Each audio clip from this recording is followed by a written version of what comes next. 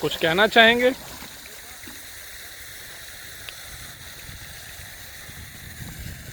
गांव में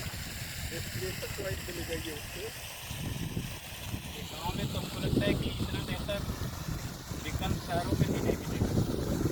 देखिए क्या क्या है, एक ही साथ मल्टीपर्पज़ यूज़ कर सकते हैं। ये तो बनाया गया है यहाँ मछलियों को चारा डालने के लिए और दवा डालने के लिए, लेकिन आप इसका इस्तेमाल एक्सरसाइज करने के लिए भी यूज़ कर सकते हैं। आप इसको चाहें तो सुबह में चला सकते हैं, मछलियों का एक्सरसाइज भी करा सकते हैं और खुद का भी एक्सरसाइज। गाड़ी में आप बहुत अच्छे लग रहे हैं, दिलीप कुमार की तरह।